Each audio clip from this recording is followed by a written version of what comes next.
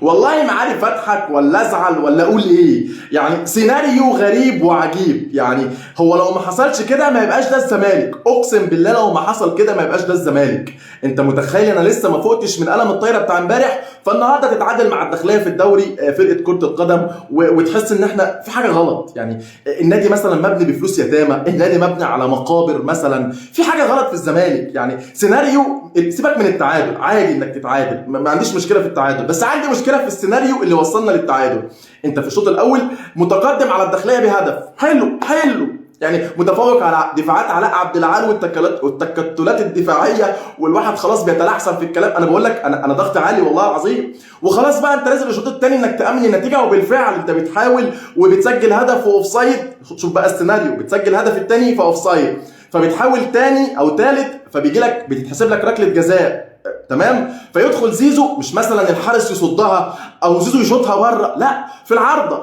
يعني هو ده السيناريو اللي يجيب لك جلطه والله العظيم ويعلي ضغطك. يعني يشوطها فتيجي في العارضه، فيقوم بقى دي 84 ضربه جزاء للداخليه. بص بقى، يعني عشان السيناريو يكتمل وتعيش المغامره والسسبنس، ضربه جزاء للداخليه والدقيقه 84 يسجلها الداخليه وتنتهي المباراه بالتعادل.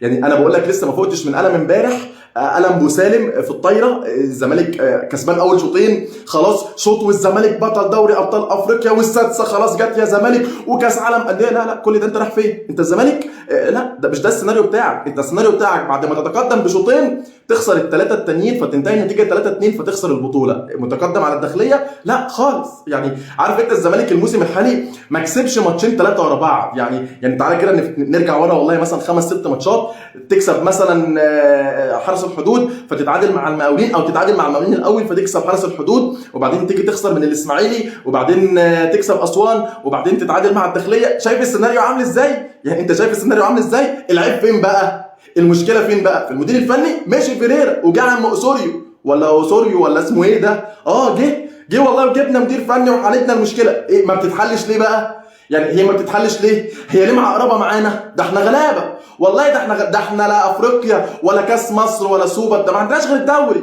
ده الاهلي بقاله 7-8 ماتشات ما بيلعبش، ومع ذلك متصدر الجدول الدوري. ايه بقى؟ يعني ليه عامله معانا كده؟ ليه معقربه معانا؟ يعني لو فلوس اليتامى كده نلمها وندفعها لليتامى ونحل المشكله دي، نفك النحس ده. لو مبني على مقابر نحاول نصالح الناس دي. بس بالحال ده يا جدعان والله الواحد هيحصل له حاجه، اقسم بالله الواحد هيحصل له حاجه، والله العظيم الواحد هيحصل له حاجه. هل المشكله في اللعيبه؟ المشكله في الاداره الفنيه؟ خلاص اداره كاداره مرتضى منصور رحل عن النادي خلاص. مشكلتنا فين بقى دلوقتي؟ في لجنه كوره، والمفروض ان في مدير فني جديد، وفي لعيبه تحس ان اللعيبه دي بتلعب من غير نفس، ما علينا من كده. بس المفروض ان احنا ده الداخليه، ده فرقه بتصارع على الهبوط، دي اتعادلت معاك الدور الاول، فالمفروض تنزل الدور الثاني تفرمها. لا خالص.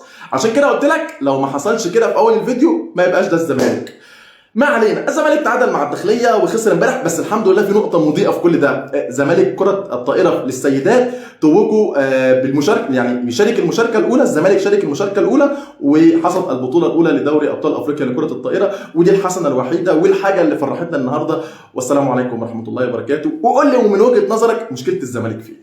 سلام عليكم.